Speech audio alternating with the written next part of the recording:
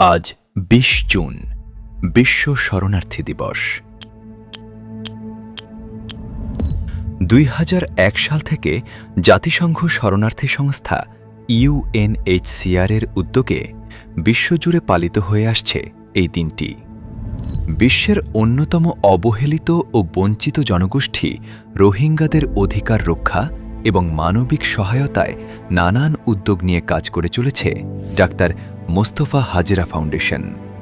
ফাউন্ডেশনের চেয়ারম্যান ও দূরদর্শী নেতা captain A K M. গুলাম কিবরিয়া জাতিসংঘ সাধারণ পরিষদ সহ আন্তর্জাতিক বিভিন্ন পর্যায়ে রোহিঙ্গা সংকট নিরসনে সোচ্চার ভূমিকা রাখছেন।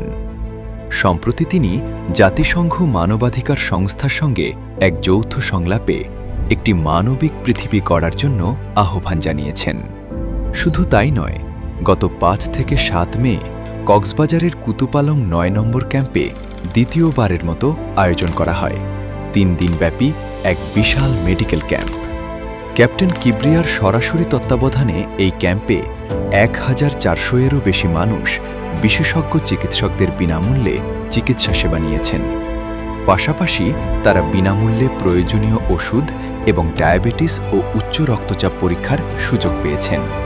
ক্যাম্পের শেষ দিনে কোমলমতি শিশুদের মাঝে নিজ হাতে শিক্ষা সামগ্রী তুলে দেন ক্যাপ্টেন কিবরিয়া। এছাড়া রোহিঙ্গা শরণার্থীদের মানবিক, স্বাস্থ্য ও সামাজিক সংকট মোকাবিলায় বাংলাদেশ সরকার, জাতিসংঘ এবং আন্তর্জাতিক সম্প্রদায়ের প্রতি জরুরি পদক্ষেপ নেওয়ার জন্য জোরালো আহ্বান জানান তিনি।